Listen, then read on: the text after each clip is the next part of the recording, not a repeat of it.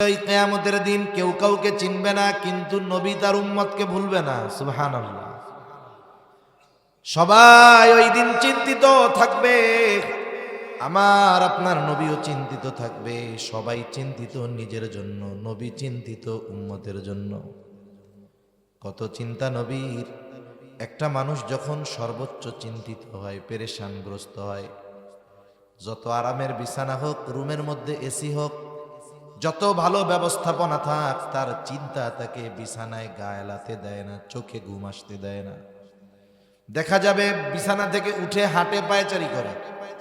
বাড়ির ছাদ থাকলে একবার ছাদে যায়, আবার ঘর থেকে বের হয়ে উঠানে হাঁটে। তার মানে চিন্তাগ্রস্ত ব্যক্তি এক জায়গায় স্থির থাকতে পারে না, সে শুধু স্থান পরিবর্তন করে। কিয়ামতের দিন উম্মতের চিন্তায় নবীজিও এক জায়গায় থাকবেন না। নবীজি একবার চলে যাবেন হাউজে কাউসারের কাছে। না জানি তার কোনো উম্মত পানি পানে মাহরুম হয়ে যায়। আবার চলে যাবেন পুলসেরাতের কাছে। না জানি কোনো উম্মত পুল পাড়ি দিতে ব্যর্থ হয়ে যায়। আবার চলে যাবেন মিজানের কাছে। না জানি কোনো উম্মত ধরা পড়ে যায় ওজনে। আবার চলে যাবেন জাহান্নামের দরওয়াজায়। না জানি কোনো উম্মতকে জাহান্নামে দিয়ে দেওয়া হয়। আবার উম্মতের জন্য সুপারিশ দরকার, আল্লাহ তাআলার কাছে এসে উম্মতের জন্য সুপারিশ করবে। সব নবী জান্নাত অভিমুখে রওনা হয়ে যাবে, জান্নাতের দরজায় পৌঁছিয়ে যাবে। জান্নাতের দরওয়াজা বন্ধ, খোলা হবে না। জিজ্ঞাসা করা হবে, কি ব্যাপার, দরজা খোলা হচ্ছে না কেন? জান্নাতের পাহারাদারদের পক্ষ থেকে জবাব আসবে, যিনি আসলে খোলা হবে তিনি আসেন নাই। কোথায় তিনি? বলে হাসরের ময়দানে। কি করে? বলে উম্মতের নাজাতের চিন্তায় চিন্তিত। বলে ততক্ষণ পর্যন্ত জান্নাতের দরজা খোলা হবে না, যতক্ষণ না নবীজি জান্নাতের উদ্দেশ্যে আসবেন, জান্নাতের দোরগোড়ায় আসবেন। আর নবী ততক্ষণ জান্নাতের উদ্দেশ্যে রওনা হবেন না, যতক্ষণ না তার ওই উম্মত, যার মধ্যে যারা পরিমাণ ঈমান ছিল, তার ব্যাপারেও যতক্ষণ আল্লাহ তাআলার পক্ষ থেকে ক্ষমার নিশ্চয়তা নবী না পাবেন, ততক্ষণ পর্যন্ত আমার আপনার নবী নিজে জান্নাত অভিমুখে রওনা হবে না। লা ইউমিনু আহাদুকুম হাত্তা আকুনা আহাব্বা ইলাইহি মিন ওয়ালিদিহি ওয়া ওয়ালাদিহি ওয়ান নাসি আজমাইন। أو كما قال النبي صلى الله عليه وسلم: صدق الله العلي العظيم وصدق رسوله النبي الكريم، ونحن على ذلك من الشاهدين والشاكرين، والحمد لله رب العالمين.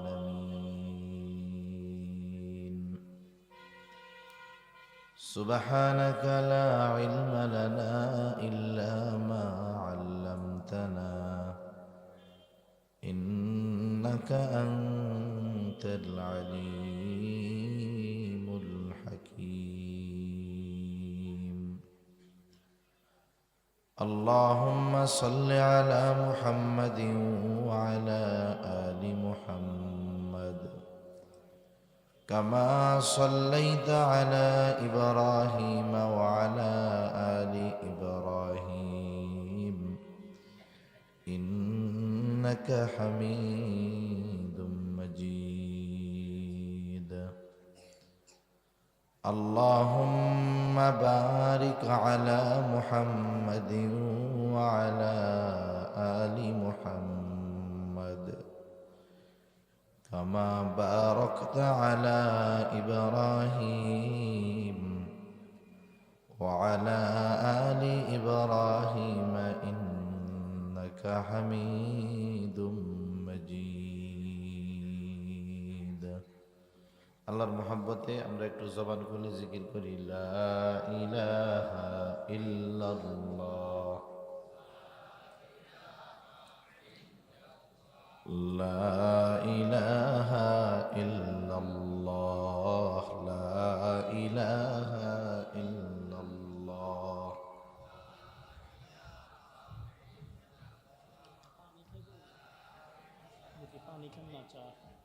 লাগলে বলবো।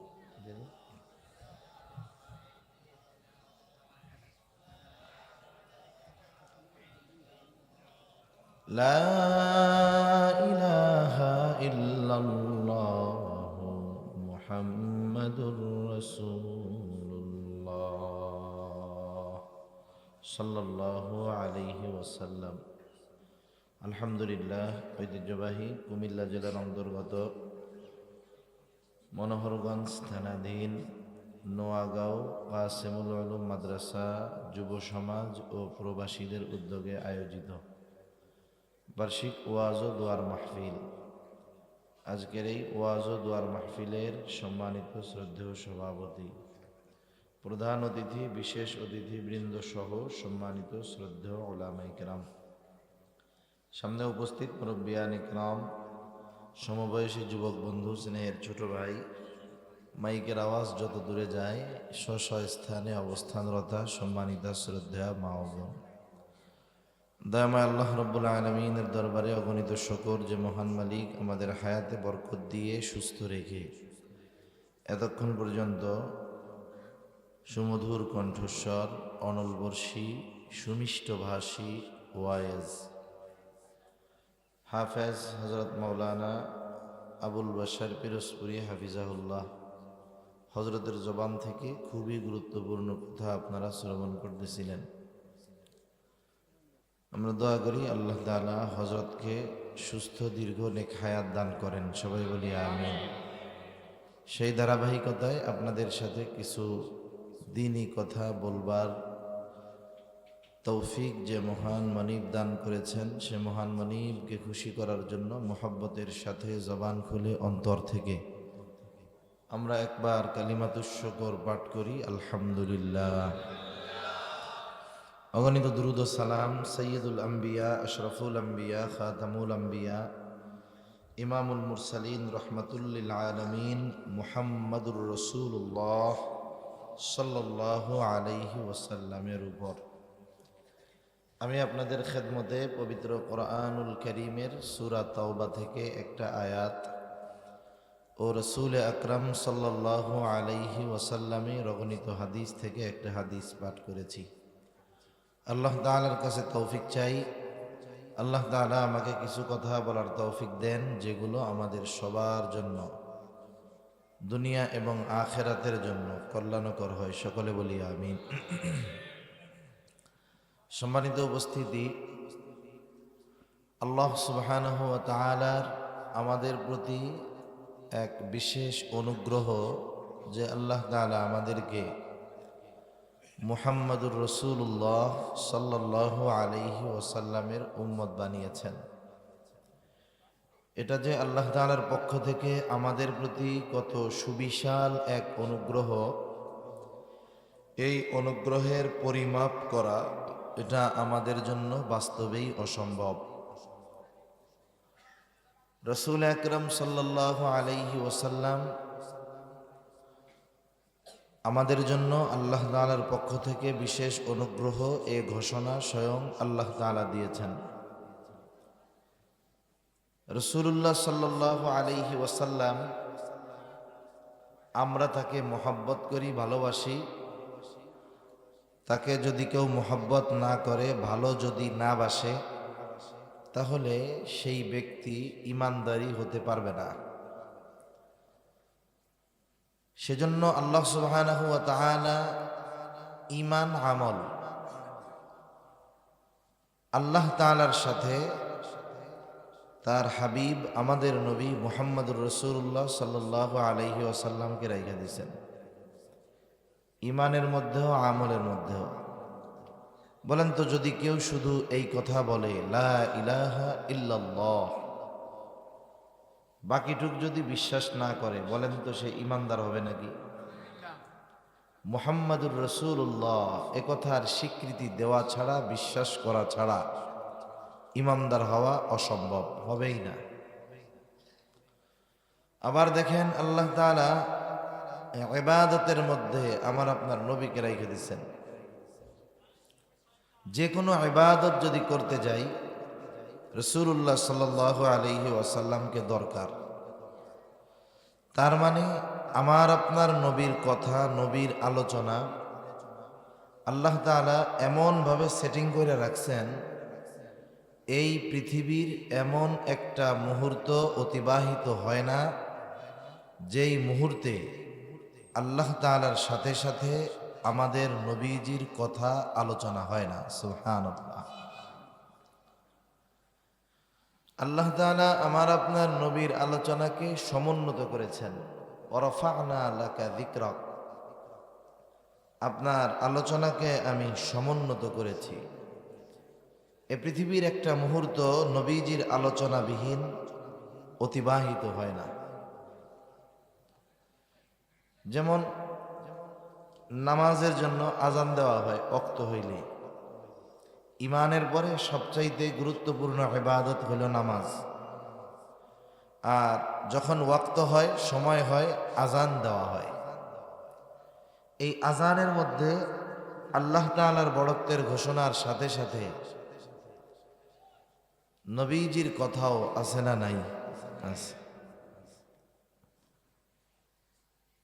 ইন্দোনেশিয়া থেকে সর্বপ্রথম ফজরের আজান শুরু হয় মুসলিম বিশ্বে। এই আজান চলতে থাকে একাধারে গোটা পৃথিবীব্যাপী 9 ঘন্টা ফজরের আজান চলে। সুবহানাল্লাহ। 9 ঘন্টা ব্যাপী চলতে থাকে। এর মধ্যে আবার জোহরের ওয়াক্ত অলরেডি শুরু হয়ে যায়। আমাদের বাংলাদেশের মধ্যেই প্রায় 18 মিনিট আজান চলে। যে কোনো এক ওয়াক্তের আজান 18 মিনিট চলতে থাকে। বাংলাদেশের একেবারে শেষ প্রান্তে হলো দক্ষিণ পূর্ব কর্নারে সেন্ট মার্টিন দ্বীপ, আর একেবারে উত্তর পশ্চিম কর্নারে হইল তেঁতুলিয়া 0 পয়েন্ট। ওইখান থেকে ওই মাথা পর্যন্ত, সেন্ট মার্টিন থেকে তেঁতুলিয়া পর্যন্ত সময়ের ব্যবধান প্রায় 18 মিনিট। তার মানে ওইখানে যখন ইফতার হয় সেন্ট মার্টিন দ্বীপে, তার 18 মিনিট পরে গিয়া সূর্য ডুবে তেঁতুলিয়াতে। তাহলে মাগরিবের আজান যদি সেন্ট মার্টিনে হয়, তাহলে এই মধ্যবর্তী সময়ের জায়গাটায় 18 মিনিট ধরে মাগরিবের রক্ত বলবৎ থাকে, আজান চলতে থাকে, এভাবে পশ্চিমে যাইতে থাকে শুধু। রাসূলুল্লাহ সাল্লাল্লাহু আলাইহি ওয়াসাল্লামের আলোচনা চলবে, করতে হবে। আল্লাহ তাআলা এই বিষয়টাকে এমনভাবে সিস্টেম করে দিয়েছেন যে আল্লাহর আলোচনার সাথে সাথে নবীজির আলোচনাও আছে। সুবহানাল্লাহ। এমন একজন নবীর উম্মত আল্লাহ তাআলা আমাদেরকে বানিয়েছেন। সাথে সাথে এই উম্মতের প্রতি নবীজির দরদ কেমন, নবীজির মায়া কেমন, মোহাব্বত কেমন, ভালোবাসা কেমন। আমরা কেন নবীজিকে ভালোবাসবো না? স্বাভাবিক আমাদের সাধারণ সেন্স যেটা বলে, একজন যদি আমাকে ভালোবাসে আমিও তারে ভালোবাসব। দুনিয়ার মানুষ সামান্য ভালোবাসার প্রতিদানের কারণে একজন আর একজনের জন্য জীবন দিয়ে দেয়, মোহাব্বতের সম্পর্কের কারণে, ভালোবাসার সম্পর্কের কারণে। আফসোসের বিষয় হলো আমরা নবীজির আমাদের প্রতি ভালোবাসাকে অনুধাবন করতে ব্যর্থ হয়ে গেছি। যদি প্রকৃতপক্ষে নবীজির আমাদের প্রতি ভালোবাসাকে আমরা অনুধাবন করতে পারতাম, আমার মনে হয় কসম করলে ভুল হবে না যে এই পৃথিবীতে কমপক্ষে একজন মুসলিমকেও দাড়িবিহীন পাওয়া যেত না। যদি বাস্তবে নবীর ভালোবাসা আমরা অনুধাবন করতে পারতাম, তাহলে একটা মানুষকেও সুন্নাতবিহীন পাওয়া যেত না। আমরা বাস্তবিক পক্ষে যদি নবীজির আমাদের প্রতি ভালোবাসা কত বেশি এটা অনুধাবন করতে পারতাম, নবীজির আদর্শবিহীন কমপক্ষে একজন মুসলমানকেও পাওয়া যাইত না। কিন্তু বাস্তবতা হলো আমরা নবীজির ভালোবাসা অনুধাবন করতে ব্যর্থ হয়েছি। অথচ নবীজির আমাদের প্রতি কত ভালোবাসা। আল্লাহ তাআলা কুরআনুল কারীমের মধ্যে তো জানিয়ে দেন যে আমাদের জন্য বিশেষ অনুগ্রহ। আল্লাহ তাআলা বলেন, لقد من الله على المؤمنين إذ بعث فيهم رسولا من أنفسهم আল্লাহ রাব্বুল আলামিন বলেন لقد جاءكم رسول من أنفسكم عزيز عليه ما عنتم حريص عليكم بالمؤمنين حريص عليكم بالمؤمنين رؤوف رحيم প্রথমে আল্লাহ তাআলা বলেন লাকাদ মান্নাল্লাহু আলাল মুমিনিন মুমিনদের উপর আল্লাহ তাআলার বিশেষ অনুগ্রহ কি অনুগ্রহ বলে ইয বাআসা ফীহিম রাসূলাম মিন আনফুসিহিম যে তিনি তাদের মধ্য থেকে তাদের জন্য একজন রাসূল প্রেরণ করেছেন। এই আয়াতের তাফসীরে মুফাসসিরিনে কেরাম বলেন যদিও রাসূলুল্লাহ সাল্লাল্লাহু আলাইহি ওয়াসাল্লাম মুমিনদের জন্য স্পেশাল অনুগ্রহ, কিন্তু তিনি গোটা সৃষ্টি জগতের জন্যই রহমত। তবে মুমিনদের জন্য স্পেশাল, তবে গোটা সৃষ্টি জগতের সকলের জন্য তিনি রহমত। কাফেরদের জন্য রহমত, আবু জেহেলের জন্য রহমত, ইসলাম বিদ্বেষীদের জন্য রহমত, এমনকি তিনি যাদের বিরুদ্ধে যুদ্ধ করেছেন তাদের জন্য তিনি রহমত। সুবহানাল্লাহ। তিনি রহমাতুল লিল আলামিন হওয়ার সুবিধা শুধু মুমিনরা ভোগ করবে এমনটা নয়, বরং কাফেররাও করছে। রাসূলুল্লাহ সাল্লাল্লাহু আলাইহি ওয়াসাল্লাম আবু জেহেল একদিন নবীজির সামনে এসে নবীজিকে শুনিয়ে শুনিয়ে আল্লাহ তাআলার কাছে দোয়া করে, বলে আল্লাহ, আপনি যদি সত্যই এই কোরআন নাজিল করে থাকেন তাহলে আমাদের উপরে পাথর বর্ষণ করেন অথবা যন্ত্রণাদায়ক শাস্তি দেন। দোয়া করতেছে আল্লাহ তাআলার কাছে নবীজিকে শোনায়া। এখন কথা হলো, যদি তার এটা মনই চায় যে আল্লাহ তাআলা তাকে শাস্তি দেখ, নবীজিকে শোনায়া বলার কি দরকার?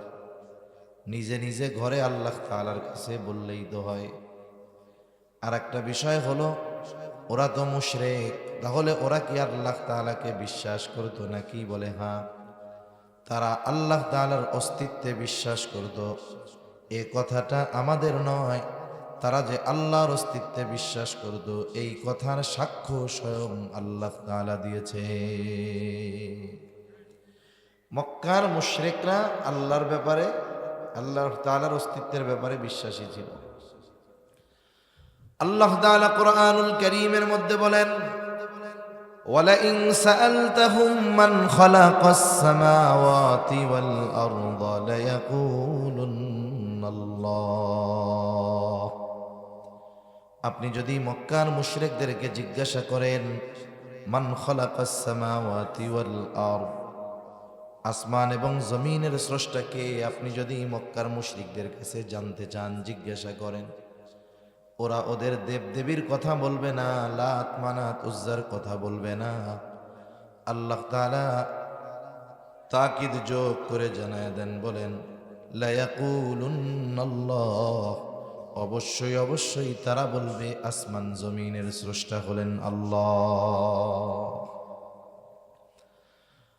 আল্লাহ তাআলা আরেক জায়গায় বলেন ওয়ালাইন সাআলতাহুম মান নাযালা মিনাস সামাই মাআন ফাআহইয়া বিহিল আরদা বা'দা মাউতিহা লায়াকুলুন্নাল্লাহ। আপনি যদি মক্কার মুশরিকদেরকে জিজ্ঞাসা করেন কে আসমান হতে পানি বর্ষণ করে, শুধু তাই না, ফাআহইয়া বিহিল আরদা বা'দা মাউতিহা, কে ওই পানির দ্বারা মৃত জমিনকে পুনরায় পুনরুজ্জীবিত করে, তার মানে ফেটে শক্ত চৌচির হয়ে যাওয়া ফসল উৎপাদনের অনুপযুক্ত জমিনটা বৃষ্টির পানির দ্বারা কে ফসল উৎপাদনের জন্য উপযুক্ত করে তোলে। তারা তাদের দেবদেবীদের কথা বলবে না, তারা আপনার প্রশ্নের জবাবে কি বলবে? আল্লাহ বলেন লায়াকুলুন্নাল্লাহ, অবশ্যই অবশ্যই এগুলো যিনি করেন তিনি কে? বলবে বৃষ্টি দেয়ও আল্লাহ, জমিন থেকে ফসল উৎপাদন করেও আল্লাহ। আরেক জায়গায় আল্লাহ তাআলা বলেন, ওয়ালা ইন সাআলতাহুম মান খালাকাহুম লায়াকুলুন্নাল্লাহ। আপনি যদি তাদের অস্তিত্বের ব্যাপারে তাদের জিজ্ঞাসা করেন যে তাদেরকে কে সৃষ্টি করেছে, নাস্তিকদের মতো তারা বলবে না আমরা এমনিতেই সৃষ্টি হয়েছি, আমাদের কোনো স্রষ্টা নাই। বরং তাদেরকে সৃষ্টির ব্যাপারে জিজ্ঞাসা করলেও তারা একই কথা বলবে, লায়াকুলুন্নাল্লাহ। অবশ্যই অবশ্যই তারা বলবে আমাদের স্রষ্টাকে। তাহলে মক্কার মুশরিকদের আল্লাহর প্রতি বিশ্বাস দেখছেন, যে ওদের বিশ্বাসের সাক্ষ্য আল্লাহ তাআলা দিচ্ছে যে আল্লাহরে ওরা বিশ্বাস করে। তাহলে প্রথম বিষয়টা হলো তারা যে আল্লাহ তাআলার অস্তিত্বে বিশ্বাসী, এইটা বুঝলাম। এই জন্যই তো আল্লাহ তাআলার কাছে তারা দোয়া করছে। নবীজি বলেন আবু জেহেল তো আল্লাহর কাছে দোয়া করছেই, আল্লাহ তাআলা আবু জেহেলের দোয়াও কবুল করছে। বদরের দিন সকালবেলায় আবু জেহেল আল্লাহ তাআলার কাছে দোয়া করে, বলে আল্লাহ আজকে যারা হকের উপরে আছে আপনি তাদেরকে বিজয় দান করবেন। নবীজি বলেন আল্লাহ তাআলা আবু জেহেলের দোয়া কবুল করেছে। বদরের ময়দানে যারা হকের উপরে ছিল, সত্যের উপরে ছিল, আল্লাহ রব্বুল আলামিন তাদেরকেই বিজয় দান করেছে। তাহলে আবু জেহেল আল্লাহ তাআলার অস্তিত্বের ব্যাপারে বিশ্বাসী ছিল, এই জন্য আল্লাহ তাআলার কাছে দোয়া করতেছে। তবে দোয়া নবীজির সামনে করার কারণটা কি? অনেক সময় আছে কিছু কথা একজনকে শুনায়া বলার দ্বারা উদ্দেশ্য হইল তারে কষ্ট দেওয়া, তাকে একটু তিরস্কার করা। মোট কথা আবু জেহেল মূলত নবীজিকে শোনায়া শোনায়া আল্লাহর কাছে এই কথাই বলতেছে মূলত, যে আল্লাহ আমার মতো যোগ্য ব্যক্তি থাকতে, আমার মতো একজন গ্রহণযোগ্য নেতা থাকতে, আমার পেছনে কত মানুষ, ধন সম্পদের অভাব নাই, আমার জ্ঞান গরিমার অভাব নাই, আমার মতো লোক থাকতে আপনি মুহাম্মাদের উপরে কোরআন নাজিল করলেন, এই কামটা কেমনে করলেন? তা যদি আপনি সত্যই এইটা কইরা থাকেন তাইলে আমাকে উপরে আযাব দেন, পাথর নিক্ষেপ করেন, শাস্তি দিয়ে শেষ করে দেন। অনেক সময় মানুষ নিজের ক্ষতির জন্য দোয়া করে, কিন্তু আসলে ওইটা অন্তর দিয়ে করে না। অনেক সময় বলে না, যাই রে এই কথা এটা শোনার আগে আমি মরলাম না কেন? আর একজনের ছেলে খুব ভালো উন্নতি অগ্রগতি হয়েছে, তার একজন আলেম, ভালো বড় আলেম হয়েছে, আরে অমুকের বুলা এত বড় আলেম, হায় রে হায়, এই খবর শোনার আগে মরলাম না কেন? হিংসায় এরকম দোয়া অনেকে করে না। এ সময় যদি আজরাইল এসে বলে আপনার তো মরতে মন চাই, তাহলে চলেন আমার লাগে, ওকে বোঝা আসলে কি আমি মরতে চাইছি নাকি, এমনি এমনি করছি আর কি। তা আসলেও আবু জেহেল আযাব চায় না, কিন্তু নবীজিকে শুনায়া বলতেছে নবীজির কষ্ট দেওয়ার জন্য। অনেক সময় এমন হয় দুইজন বন্ধু, একজন খুব শরীফ ভদ্র মানুষ, নরম মানুষ, কেউ যদি কোনো টিটকারি করে, কথা বলে, সে কোনো জবাব দেয় না। মনে রাখতে হবে অনেক সময় জবাব না দেওয়াটা সবচাইতে বড় প্রতিবাদ। আপনাকে আমাকে যদি কোনো জাহেল মূর্খ উদ্দেশ্য করে কোনো কথা বলে, খোঁচা মারে, প্রতিবাদ না করাটা এটাই বড় প্রতিবাদ, জবাব না দেওয়া। এই জন্য রহমানের বান্দাদের গুণাবলীর মধ্যে অন্যতম এক গুণ, আল্লাহ তাআলা বলেন ওয়া ইযা খাতাবাহুমুল জাহিলুনা ক্বালু সালামা। এরা যদি রহমানের বান্দাদের উদ্দেশ্য করে কিছু বলে, যেমন হুজুরকে উদ্দেশ্য করে যদি কেউ এটা জঙ্গি, এটা মোল্লা, মানুষের বাড়ি খায়, দেখবেন কোনো হুজুর জবাব দেয় না, কিছু কয়, বোঝে ওটা জাহেল, ওর কাজই ওরকম বলা। তা ওর এই কথার প্রতিবাদ করে খালি খালি নিজের শব্দ নষ্ট করে লাভ আছে? তা রহমানের বান্দাদের গুণাবলী এরকম। নবীজি তো চুপ, কিন্তু ওই যে বন্ধু তো ভদ্র, কিন্তু সাথে যেটা আছে ওইটা খুব পাওয়ারফুল। এবার প্রতিবাদ করে কি বলে, এই মিয়া আমার বন্ধুটারে নরম পাইছো না, এর জন্য যা মন চায় কও, আমাকেও এরকম কিছু বইলা দেখো, একবারে সাইজ করে দেবে। বন্ধু প্রতিবাদ করে না, নবীজি তো চুপ, কিন্তু নবীজি তো বন্ধু দুনিয়ার কোনো সাধারণ মানুষের নয়। কার? জোরে বলেন না কার? নবীজি কিছু বলে না, কিন্তু আল্লাহ তাআলা বলেন হাবিব আপনারে বলতেছে, আমি চুপ থাকি কেমনে? নবীজির পক্ষ থেকে আল্লাহ তাআলা জবাব পাঠায় দিয়েছে। সুবহানাল্লাহ বলেন। আল্লাহ তাআলা কেমন যেন বলেন, ও আবু জেহেল, তোমরা যা বলো, তোমরা যা করো, এই তোমাদের কর্ম আসলে শাস্তির উপযুক্ত তোমরা হয়ে গেছো। তোমরা যেটা চাও সেটারই উপযুক্ত তোমরা। আসলে তোমাদের উপরে পাথর বর্ষণ করাই দরকার, তোমাদেরকে যন্ত্রণাদায়ক শাস্তি দেওয়াই দরকার। কিন্তু কেন পাথর বর্ষণ করি না, কেন শাস্তি বর্ষিত করি না, আযাব দেই না জানো? অতীতে আমার আপনার নবীর আগে যত নবী ছিলেন, আল্লাহ তাআলা যদি কোনো নবীর উম্মতের অবাধ্যতার কারণে সেই উম্মতকে শাস্তি দেওয়ার ব্যাপারে আল্লাহ তাআলা সিদ্ধান্ত নিতেন, ওই নবী যেই এলাকার জন্য নবী ছিলেন, যেই গোত্রের জন্য নবী ছিলেন, যেই সম্প্রদায়ের জন্য নবী ছিলেন, আল্লাহ তাআলা ওই সম্প্রদায়, ওই জাতির উপরে আযাব দেওয়ার আগে ওই জাতির জন্য যাকে নবী হিসাবে প্রেরণ করেছিলেন, আগে তাকে নিরাপদ জায়গায় সরিয়ে নিতেন। এরপরে তার অবাধ্য উম্মতের উপরে আল্লাহ তাআলা আযাব দিতেন। তার মানে যেই এলাকার নবীর অবাধ্য উম্মতদেরকে আল্লাহ শাস্তি দিবেন, বা যেই এলাকায় আল্লাহ শাস্তি দিবেন, ওই এলাকার জন্য যিনি নবী তাকে আগে নিরাপদে আল্লাহ সরায় নিতেন। আমার আপনার নবীর আগে সব নবী তো ছিল নির্দিষ্ট কোনো এলাকার জন্য নবী, কিন্তু আমার আপনার নবী কোন জায়গার জন্য নবী? শুধু মক্কার জন্য, মদিনার জন্য? আমার আপনার নবী গোটা সৃষ্টি জগতের জন্য নবী। তার মানে গোটা কুল কায়নাতের সৃষ্টি জগতের একটা ইঞ্চি জায়গাও বাকি নাই যেই জায়গার নবী আমার আপনার নবী নয়। সুবহানাল্লাহ বলেন। এখন বলেন, আল্লাহর যদি আযাব দিতে হয় তাইলে তো এই সৃষ্টি জগতের বাইরে কোনো জায়গায় নবীরে নিয়ে যাওয়ার দরকার। কারণ এক জায়গায় রহমাতুল লিল আলামিন থাকবে আর ওই জায়গায় আযাব আসবে, এটা কি হইতে পারে?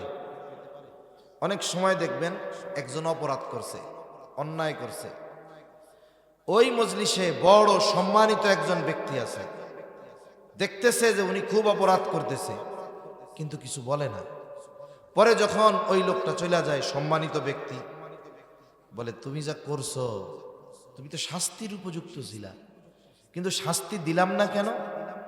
অমক যদি না থাকতো তাইলে তোমার অবস্থা খারাপ হয়ে যাইত, অমকের সম্মানার্থে তোমার শাস্তি দেওয়া হয় নাই।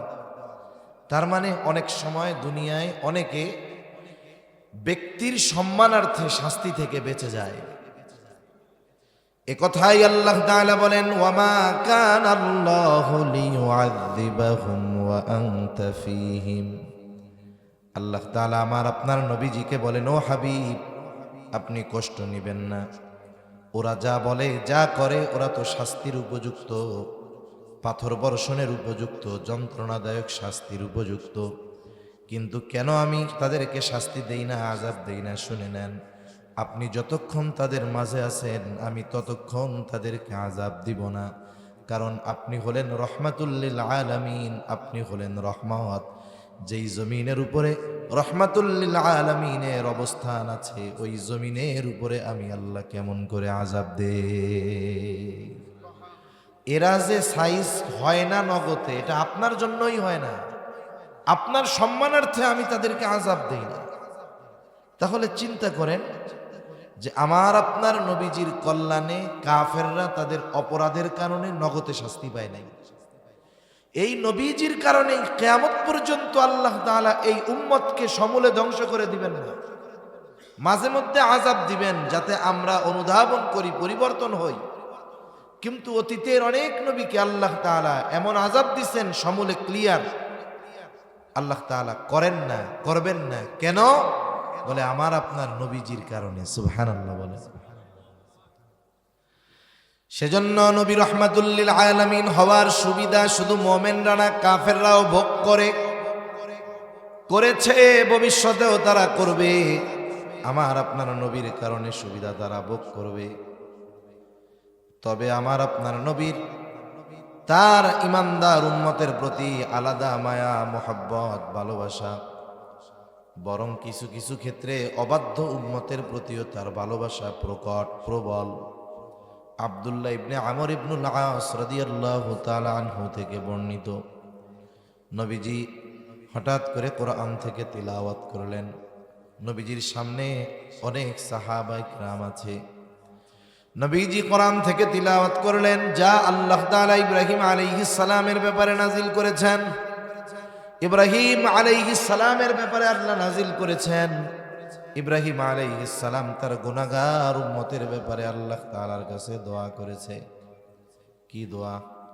বলে রব্বি ইন্নাহুন্না আযলালনা কাসীরাম মিনান নাস ফামান তাবিআনি ফাইন্নাহু মিন্নি ওয়া মান আসানি ফাইন্নাকা গফুরুর রহিম।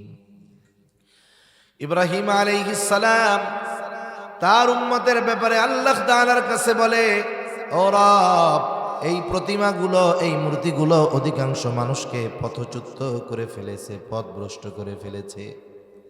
ফামান তাবিআনি ফাইন্নাহু মিন্নি, যে আমার আনুগত্য করেছে, তার মানে আমার কথা মেনে মূর্তি পূজা পরিত্যাগ করেছে, ঈমান এনেছে, ফাইন্নাহু মিন্নি, সে তো আমার দলভুক্ত। কিন্তু আমার উম্মত সবাই তো আমার কথা মেনে মূর্তি পূজা ছাড়ে নাই। যদিও ছাড়ে নাই, এরপরেও তারা তো নবীর উম্মত, ঠিক কিনা বলেন? আমার আপনার নবীজির নবুয়তির পর কিয়ামত পর্যন্ত যত মানুষ আসবে, যে যে ধর্মের অনুসারী হোক না কেন, সকলেই নবীর উম্মত। আর প্রত্যেকটা নবী তার উম্মত, মুমিন হোক আর বেঈমান হোক, প্রত্যেকটা নবী তার উম্মতকে মোহাব্বত করে ভালোবাসে। অনেক সময় সন্তান খারাপ যেটা, এইটার জন্য মা বাবার চিন্তা বেশি থাকে। ভালোগুলোর তো একটা রাস্তা হইছে, কিন্তু যেটা মন্দ, এটার জন্য মা বাবা আল্লাহর কাছে দোয়া করে বেশি, চিন্তা করে বেশি। মায়া মোহাব্বতে, ভালোবাসার কারণে সন্তান খারাপ হইলেও তাকে মা বাবা দূরে সরায় দেয় না, বারবার আল্লাহর কাছে দোয়া করে, আল্লাহ, বাকি পোলাপানগুলোর মতো যদি এটা একটু ভালো হয়ে যাইতো, তাইলে আমি মইরাও শান্তি পাইতাম। এই যে সন্তান খারাপ, এরপরেও তার জন্য মায়া কেন? তাই সন্তান যে মোহাব্বত আছে, যে ভালোবাসা আছে, যে এই জন্য। দেখেন, সন্তানের প্রতি ভালোবাসার কারণে সন্তান খারাপ হইলেও মা বাবা দূরে ঠেলে দেয় না। বলেন তো, এই মা বাপ তার সন্তানরে যত বেশি ভালোবাসে, তার চাইতে নবী তার উম্মতকে বেশি ভালোবাসে না কম ভালোবাসে? বাস্তবিক কথা হলো, নবীর উম্মতের প্রতি ভালোবাসা কত, এটা পরিমাপ করা অসম্ভব। বাস্তবিক অর্থে আমাকে আপনাকে কে ভালোবাসে কেমনে বুঝবো? এই পৃথিবীতে হাজারো নজির আছে, বিপদে পড়ে মা বাবা সন্তানকে বিপদের সময় ঠেলে দিয়েছে, ছেড়ে দিয়েছে। তার মানে বাস্তবিক অর্থ হলো, দুনিয়ায় কে বেশি ভালোবাসে এটা বোঝা যায় তখন, বিপদে পড়বে যখন। সুসময়ে বন্ধু অনেক হয়, দুঃসময়ে কেউ কাছে আসে না।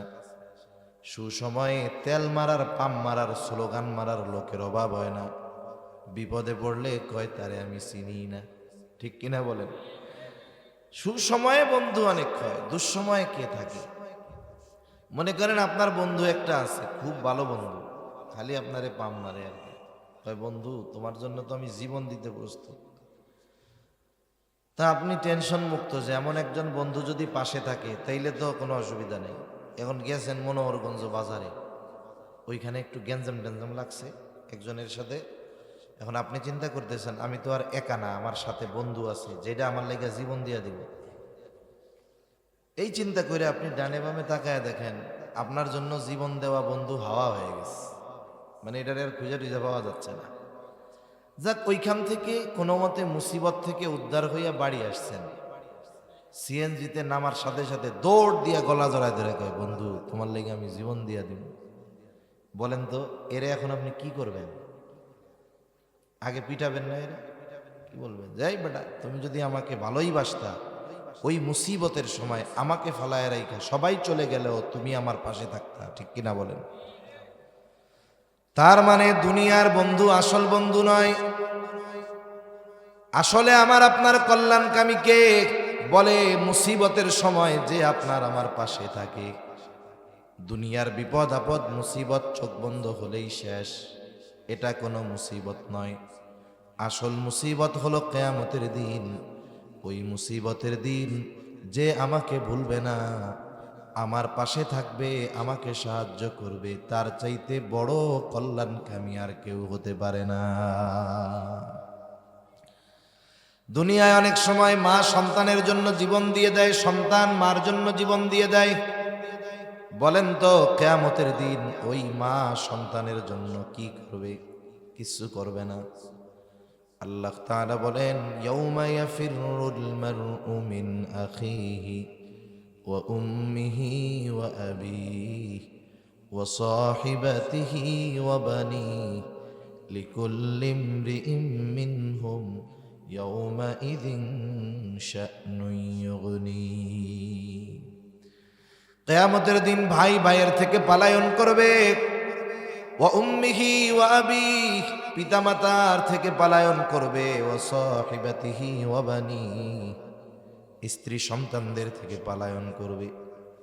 দুনিয়াতে একটা মানুষ সারাদিন কষ্ট করবার পর, পরিশ্রম করবার পর, যখন সে তার সন্তানের চেহারা দেখে, মা বাবার চেহারা দেখে, স্ত্রীর চেহারা দেখে, কষ্ট দূর হয়ে যায়। প্রবাসে যুবক থাকে, সারাদিন 18 ঘন্টা 16 ঘন্টা পরিশ্রম করবার পর রাতে যখন বাসায় আসে, কত কষ্ট কত পরিশ্রম, এসে যখন মোবাইলে হোয়াটসঅ্যাপের মধ্যে, মেসেঞ্জারের মধ্যে আদরের সন্তানের চেহারাটা দেখে, আব্বা ডাক শুনে, সাথে সাথে কষ্ট দূর হয়ে যায়।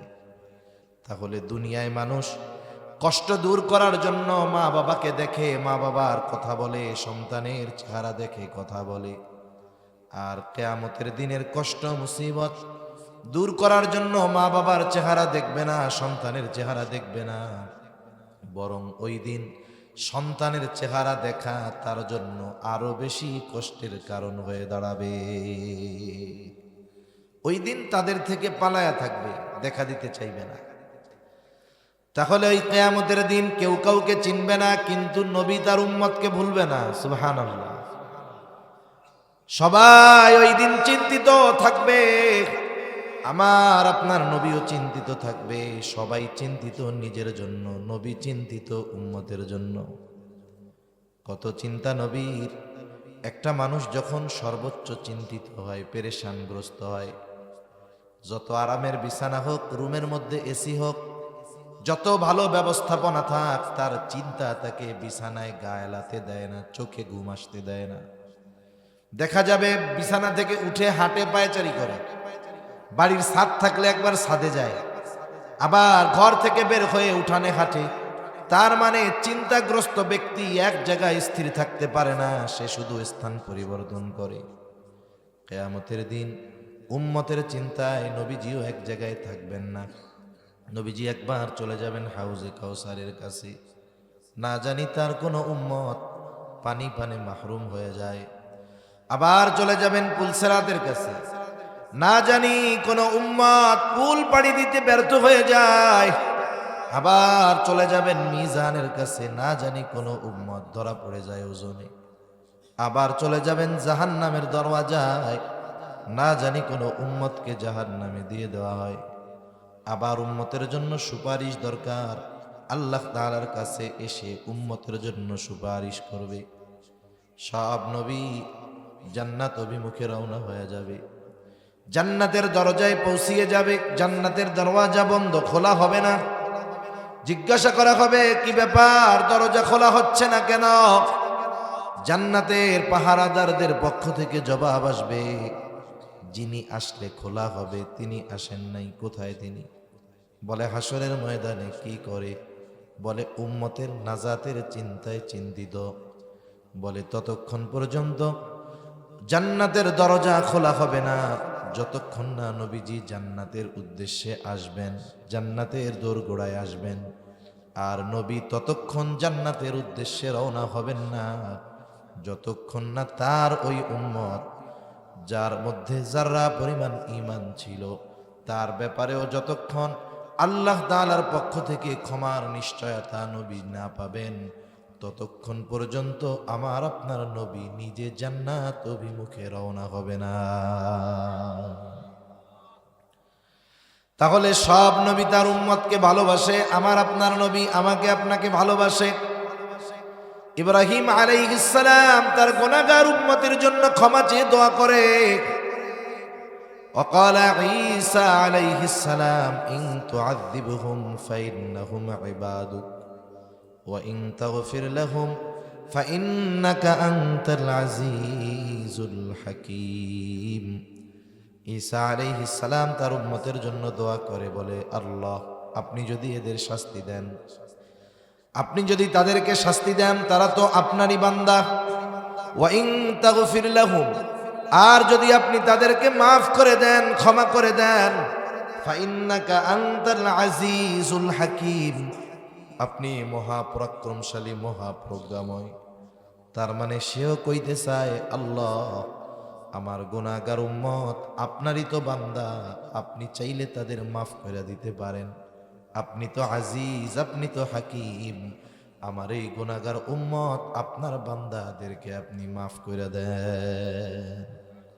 দুই নবী তার গুনাহগার উম্মতের জন্য ক্ষমা চেয়ে আল্লাহ তাআলার কাছে দোয়া করছে। একজনের বাবা নাই, বাবা যে দুনিয়ায় নাই, বাপের কথা সব সময় তো মনে পড়ে, তাই না? কিন্তু মাঝে মধ্যে একটু বেশি মনে পড়ে। অনেকে যখন বাবার আলোচনা করে, বাবার স্মৃতি মনে পড়ে, তখন একটু মনে বেশি পড়ে, তখন চোখ দিয়ে পানিও আসে। নবীজি উম্মতের চিন্তা সব সময় করেন, উম্মতের ব্যাপারে মায়া মোহাব্বত সব সময় দিলের মধ্যে আছে।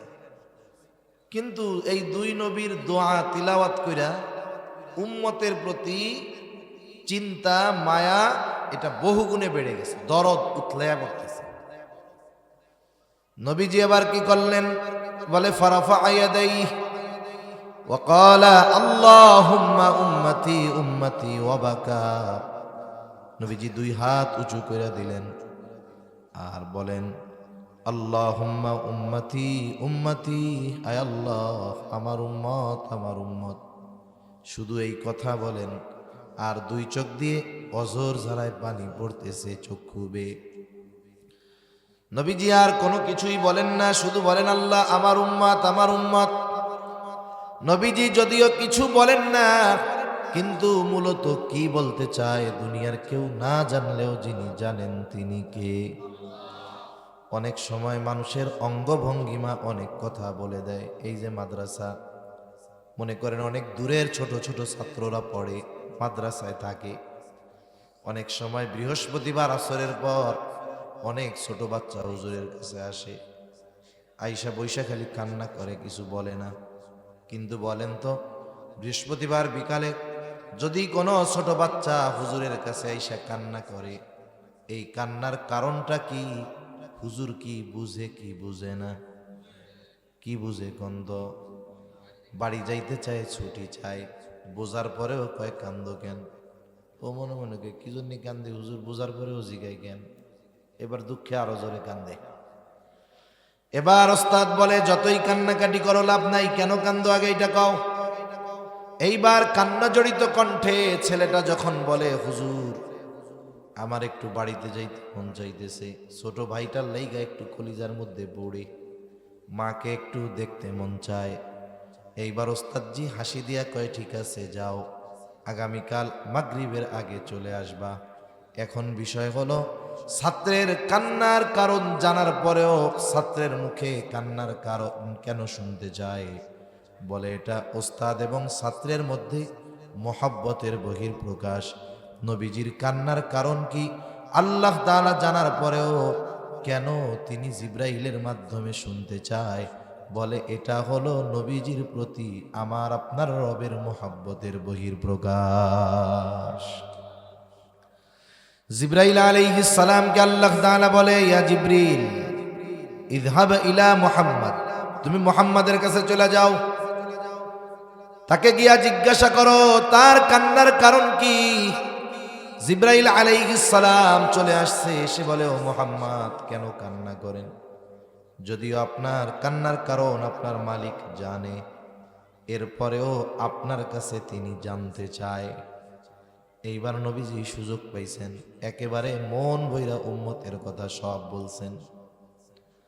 জিব্রাইল আলাইহিস সালাম চলে গেছে, গিয়া বলে, আল্লাহ, আপনার হাবিবের কান্নার কারণ হলো তার উম্মতের মাগফিরাত, তার উম্মতের জন্য ক্ষমা। এইবার জিব্রাইল আলাইহিস সালামকে আল্লাহ তাআলা বলেন, জিব্রাইল যাও, আমার হাবিব মুহাম্মদকে গিয়ে জানিয়ে দাও, আমি অচিরেই তাকে তার উম্মতের ব্যাপারে সন্তুষ্ট করব, তাকে আমি অসন্তুষ্ট করব না। সূরা দুহার মধ্যে আল্লাহ তাআলা বলেন, ওয়ালা সাউফা ইউতিকা রাব্বুকা ফাতারদা, অচিরেই আপনার রব আপনাকে এমন কিছু দিবে আপনি সন্তুষ্ট হয়ে যাবেন। এই আয়াতের তাফসীরে এই হাদিস আসছে, আল্লাহ বলেন অচিরেই আপনার রব আপনাকে এমন কিছু দিবে আপনি সন্তুষ্ট হয়ে যাবেন। নবী বলেন, আমার একটা উম্মত যতক্ষণ জাহান্নামে থাকবে ততক্ষণ পর্যন্ত আমি সন্তুষ্ট হব না। আল্লাহ বলেন এমন কিছু দিমু আপনি খুশি হয়ে যাবেন। আর নবী বলে কি, যে আমার একটা উম্মত যতক্ষণ জাহান্নামে থাকবে ততক্ষণ পর্যন্ত আমি খুশি হব না। সুবহানাল্লাহ! কেমন মুহাব্বত, কেমন মায়া উম্মতের জন্য, কেমন ভালোবাসা। উম্মতের দ্বারা আঘাতপ্রাপ্ত হওয়ার কারণেও আমার আপনার নবীর হৃদয়ে উম্মতের জন্য এত রহমত, এত মায়া। নবী উম্মতের জন্য বদদুয়া করেন নাই। তায়েফে গেছেন, পাথর মাইরা রক্তে রঞ্জিত করে ফেলছে নবীকে। অবস্থা কত করুন, গা বেয়ে বেয়ে রক্ত পড়ে পড়ে, গায়ের কাপড় ভিজে রক্ত, পা বেয়ে বেয়ে জুতার মধ্যে ঢুকে, জুতায় রক্ত শুকায় আটকে গেছে পায়ের সাথে জুতা। পড়ন্ত বিকালে নবীজি বিশ্রাম নিচ্ছেন এক আঙ্গুর বাগানের পাশে। জিব্রাইল আলাইহিস সালাম আসলেন, এসে সালাম দিলেন, ইয়া রাসূলুল্লাহ, এই উম্মত, এই কওম আপনার সাথে কেমন আচরণ করেছে আপনার মালিক সব দেখছে। আজকে আমার সাথে নতুন একজন ফেরেশতা পাঠিয়েছে, যাকে আগে পাঠানো হয় নাই। এইবার ওই ফেরেশতা নবীজিকে এসে সালাম দিয়ে বলে, ইয়া রাসূলুল্লাহ, এই কওম আপনার সাথে কেমন আচরণ করেছে আপনার মালিক সব দেখছে। আমি পাহাড়ের দায়িত্বে নিয়োজিত ফেরেশতা, আমাকে পাঠানো হয়েছে আপনার আদেশ পালন করার জন্য। আপনি যদি আমারে অর্ডার দেন, নির্দেশ দেন, দুইটা পাহাড় দিয়ে ওদেরকে আমি পিষে দিব যারা আপনার সাথে এমন আচরণ করেছে। নবীজি প্রতিশোধ পরায়ণ ছিলেন না, বরং নবীজিকে যদি কেউ কষ্ট দিত, যদি সেটা ব্যক্তিগত বিষয় হতো, যত কষ্ট দিক না কেন নবীজি তাকে ক্ষমা করে দিতেন। আমরা হইলে কি করতাম? আমরা তো 10, 15, 20 বছর আগের ছোট কোনো বিষয়ের প্রতিশোধ নেওয়ার সুযোগ পাইলে নিয়ে বসি। নবীজি ক্লান্ত, যখন বলছে আপনি নির্দেশ দিলে 2 পাহাড় দিয়ে এদেরকে পিষা দিব, নিশ্চিহ্ন করে দিব, নবীজি আরাম করতেছিলেন, উঠা বসলেন। উঠে বলতেছে যে, আরে তুমি তো বলতেছো নির্দেশ দেন 2টা পাহাড় দিয়ে এদেরকে আমি পিষে দেই, শেষ করে দেই, কিন্তু এদের ব্যাপারে আমার চিন্তা কি? নবীজি বলেন, বাল আরজু আই ইয়াখরুজাল্লাহু মিন আসলাবিহিম মান ইয়াবুদুল্লাহা ওয়াহদাহু ওয়া লা ইউশরিকু বিহি শাইআ। আরে তুমি তো কও যে নির্দেশ দেন 2 পাহাড় দিয়া পিষা দেই, আর আমি এদের ব্যাপারে আল্লাহর কাছে কি আশা করতেছি? আই ইয়াখরুজাল্লাহু মিন আসলাবিহিম, এরা হয়তো আমার কথা মানে নাই, কিন্তু আমি আল্লাহর কাছে আশা পোষণ করি আল্লাহ তাআলা এদের মধ্য থেকে এমন এক সম্প্রদায় বের করবে, এমন এক কওম বের করবে, তারা এক আল্লাহর ইবাদত করবে, তার সাথে কারো শরীক করবে না। তাহলে যাদের দ্বারা আঘাতপ্রাপ্ত হয়েছেন তাদেরকে প্রতিশোধ নেন নাই, বরং উল্টা কি আশা করতেছে? যে এরা হয়তো আনলো না ঈমান, কিন্তু এদের সন্তানেরা হয়তো আনবে। এখন এদের যদি শেষ করে দেওয়া হয় তাহলে ওই জেনারেশনের এই পৃথিবীতে আসার যেই ধারা আল্লাহ রাখছেন এটা বন্ধ হয়ে যাবে। তাহলে নবীজির ভালোবাসা সামনে যারা ছিল শুধু তাদের উপরে নয়, বরং কিয়ামত পর্যন্ত যারা আসবে তাদের প্রতি নবীজির ভালোবাসা আছে না নাই? আছে। নবীজি আমাদের কত ভালোবাসেন, সবার কথা বাদ দেন, অনেক হাদিস বলা যাবে, ঘটনা বলা যাবে নবীজির উম্মতের প্রতি ভালোবাসা কেমন। অনেক সময় আছে না যে এমন ব্যক্তি, ওই এক ব্যক্তির কথা আমরা এত বিশ্বাস করি যে এক গ্রামের মানুষ কইলেও এরকম বিশ্বাস করি না। এরকম কিছু ব্যক্তি আছে না যে তার ব্যক্তিত্বের কারণে, তার মর্যাদার কারণে, অবস্থানের কারণে তার কথা হাজার মানুষের কথার বিপরীতে আমরা গ্রহণ করি। তা আল্লাহ তাআলাই স্বয়ং আমাদের জানিয়েছেন যে নবী কত ভালোবাসেন আমাদের। দুনিয়ার অন্য সব কিছু একদিকে রাখেন, আমাদের যে নবী ভালোবাসেন এই ভালোবাসার সাক্ষ্য স্বয়ং দিছেন কে? আল্লাহ তাআলা দিছেন। বেশি সময় কষ্ট দিব না, অল্প সময়ের মধ্যে শেষ করে দিব।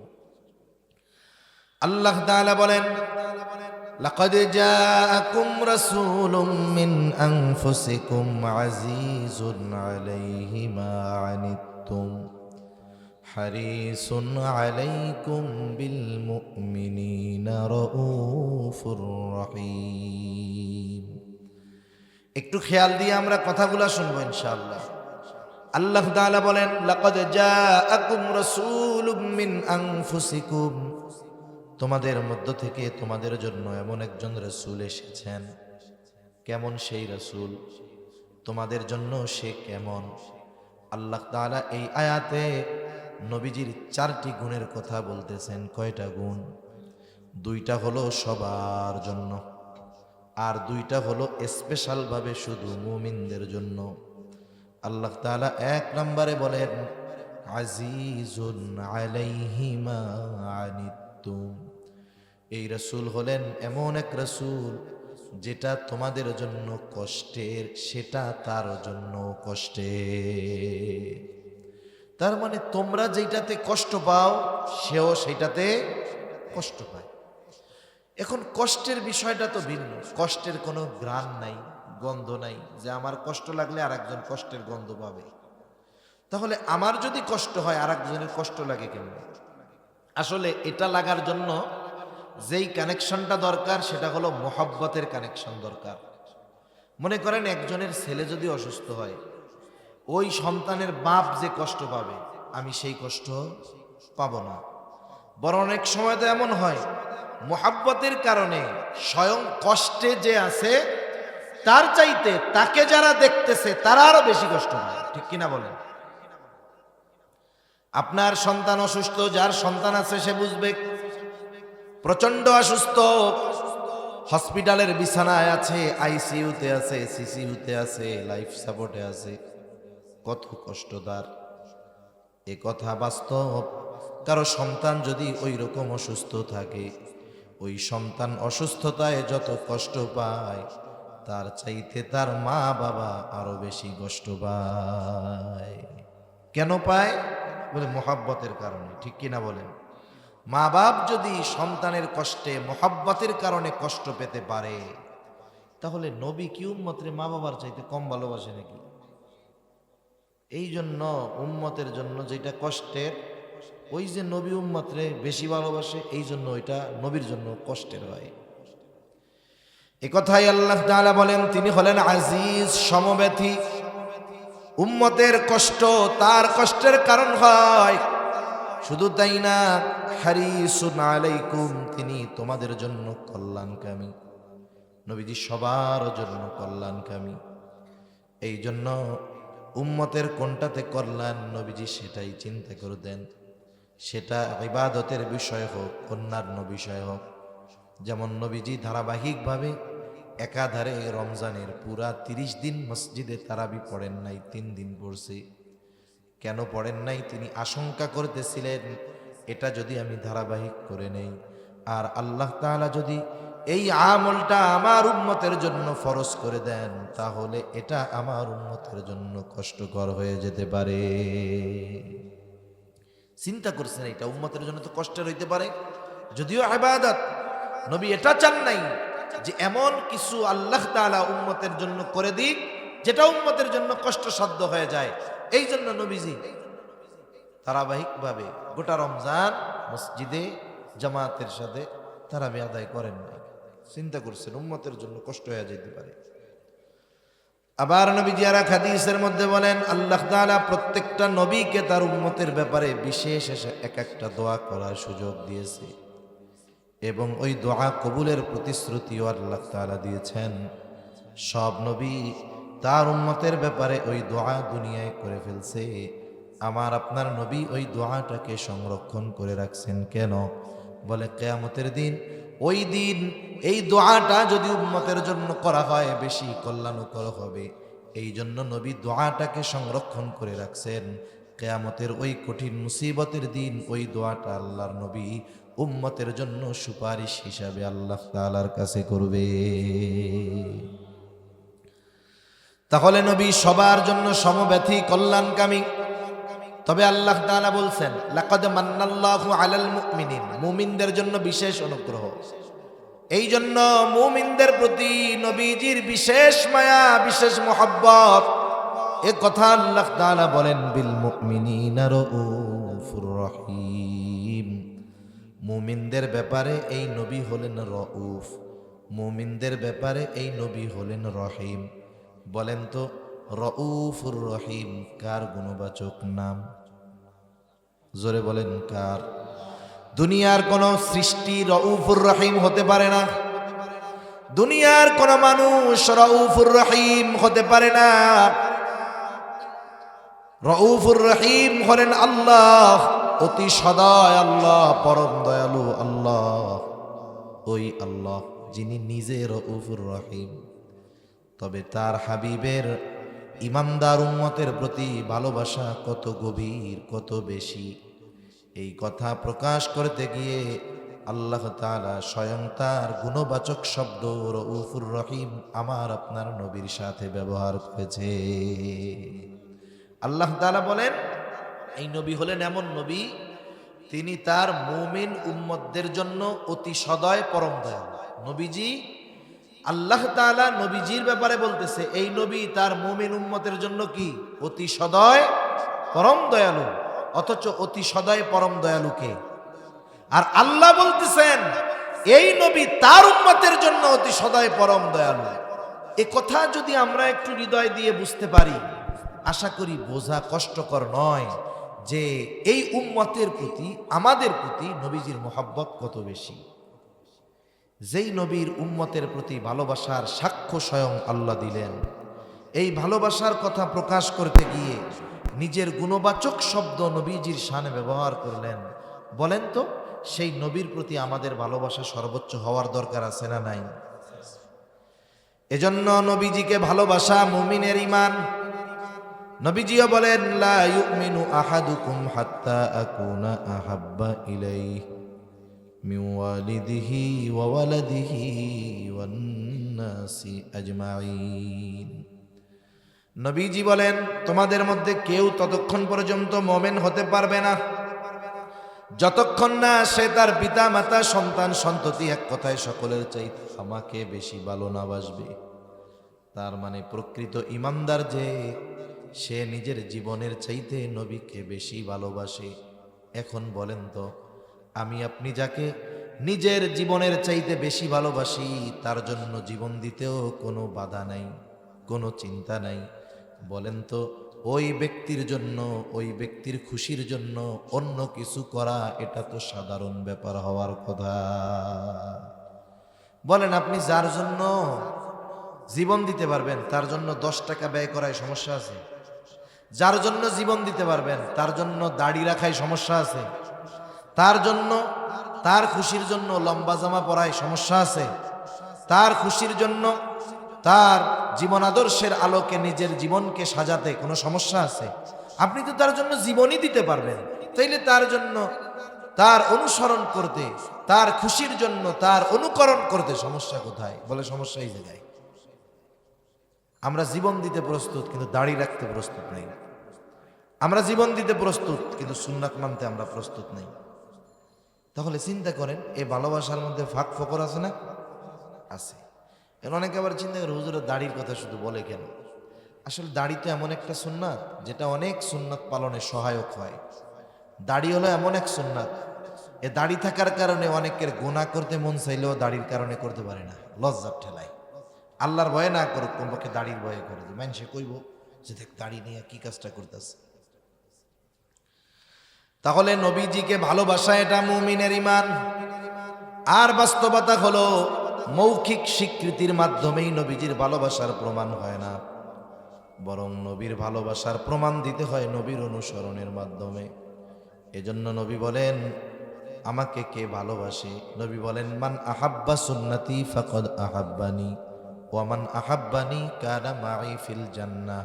নবীজি বলেন, যে আমার সুন্নাতকে মহাব্বত করলো সে আমাকে মহাব্বত করলো, আর নবীকে যে মহাব্বত করবে সে নবীর সাথে জান্নাতে অবস্থান করবে।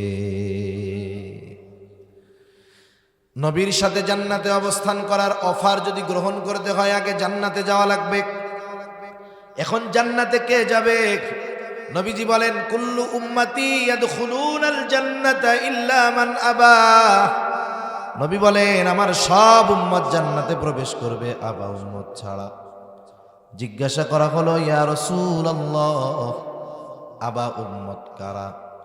নবীজি বলেন, মান আতাআনি দাখালাল জান্নাহ ওয়া মান আসানি ফাকাদ আবা। বলে আমার আনুগত্য যারা করবে জান্নাতে প্রবেশ করবে, যারা আমার আনুগত্য করবে না ফাকাদ, তারা হলো আবা উম্মত, তাদের অবস্থান হলো জাহান্নাম। তাহলে নবীর আনুগত্য করার মাধ্যমে, নবীর সুন্নাতকে মোহাব্বত এবং অনুসরণ করার মাধ্যমেই মূলত নবীজিকে ভালোবাসা হয়, ঠিক কিনা বলেন? এখন নবীর অনুসরণ করতে গেলে ইসলাম বিদ্বেষী, নবী বিদ্বেষীরা অনেক কথা বলে। যদি যুবক মানুষ দাড়ি রাখে, মানুষে খোসা মারা কথা কয়, যে আগে বাইয়া কইতো দাড়ি রাখার পরে চাচা কয়, এরকম বলে না?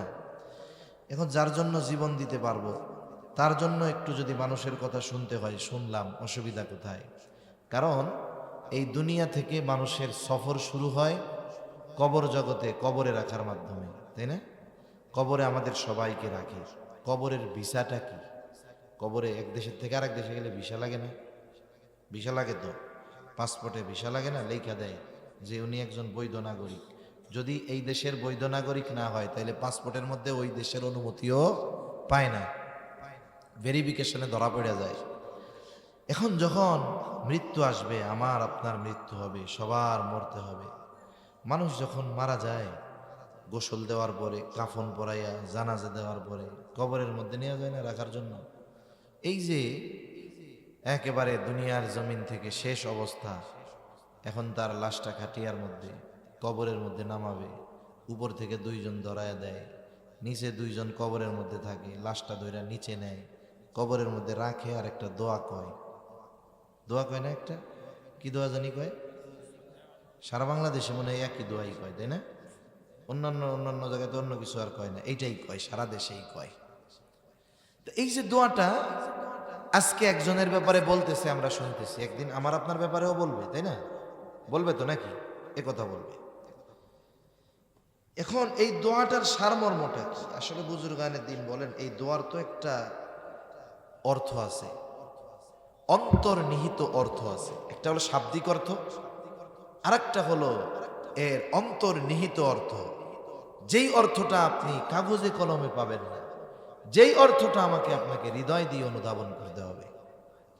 কি বলে মূলত ওই লোকটারে যখন কবরে রাখে, এখন কবরের মধ্যে ফেরেশতা আসবে না, ওই জায়গায় তো একটা ইমিগ্রেশনে অনেক প্রশ্ন হয় না? যদি ভিসায় ঝামেলা থাকে, উল্টাপাল্টা হয়, তা ওইটা হলো মূলত ওনার ইমিগ্রেশন। এক দেশ থেকে আরেক দেশে যাইতে হইলে এই ইমিগ্রেশন পাড়ি দেওয়া লাগে, ওইখানেই কাগজপাতি যাচাই হয়। ওই পারে যদি বৈধ হয়, সব ঠিক থাকে, ওই পারে তার আরাম। আর যদি ইমিগ্রেশনে উল্টোপাল্টা হয় তাহলে মামলা হবে, এই হবে, পাসপোর্টে ব্ল্যাক লিস্ট, রেড লিস্ট মেরে দিবে, আর ও দেশে যাইতে পারবে না। বিসমিল্লাহি ওয়া আলা মিল্লাতি রাসূলিল্লাহ মূলত বলে, আল্লাহ আপনার নামে এমন এক ব্যক্তিকে এখন কবরস্থ করতেছি যার গোটা হায়াত মিল্লাতি রাসূলিল্লাহ, বলে আই সুন্নতি রাসূলিল্লাহ, রসুলের সুন্নাতের উপরে যার গোটা হায়াত অতিবাহিত হয়েছে, সে যখন মারা গেছে, ওয়ালা সুন্নতি রসুলিল্লাহ, আল্লাহর নবীর সুন্নাতের উপরেই ছিল, রসুলের সুন্নাতের উপরে ছিল। এখন তাকে যখন আমরা কবরস্থ করতেছি, বলে ওয়ালা সুন্নতি রসুলিল্লাহ, এখনো রসুলের সুন্নাতের সাথেই আছে, এই অবস্থায় তারে কবরে রাখতেছি। চিন্তা করেন, এই কথাগুলো যার ব্যাপারে বলে কবরে রাখা হলো, দেখা গেল তার সুন্নাতের খবর নাই, মুখে দাড়ি নাই, কিচ্ছু নাই। বলেন তো, এই কথাটা যদি ওই রকম কোনো ব্যক্তির ব্যাপারে বলা হয়, তাহলে এই কথাটা তার ব্যাপারে সত্য হবে নাকি মিথ্যা হবে? এত কিছু কইয়া রাখছে, এখন ইমিগ্রেশন অফিসার আইসা প্রশ্ন করতে গিয়া দেখবে যা কইছে সব তার উল্টা। তার মানে এবারের মধ্যে ঝামেলা আছে, সাইজ শুরু হয়ে যাবে। এজন্য মূলত জীবনটা এমনভাবেই সাজানোর দরকার। মাউতের কথা তো বলা যায় না, বলা যায় নাকি? আমি এইখান থেকে বাসায় নাও ফিরতে পারি, তবে জীবনটা এমনভাবে হবে, আমি যদি এখনই মারা যাই, এখন আমাকে কবরস্থ করার সময় ওই দোয়াটা আমার ব্যাপারে যেন সত্য হয়। এইভাবে যদি জীবন সাজানো যায়, এভাবে যদি দুনিয়ার হায়াত অতিবাহিত করা যায়, যে আমি এখন মারা গেলে আমাকে কবরে রাখার সময় বিসমিল্লাহি ওয়া আলা মিল্লাতি রাসূলিল্লাহ আমার ব্যাপারে বলবে, এটা শুধু বলবে তা নয়, ওই বাক্যের সাথে, কথার সাথে আমার সূরাত, আমার সব কিছুর মিল থাকবে। এমনভাবে যদি এই হায়াত অতিবাহিত করা যায়, তাইলে আখিরাত আমাদের জন্য উজ্জ্বল হয়ে যাবে ইনশাআল্লাহ। ঠিক কিনা বলেন?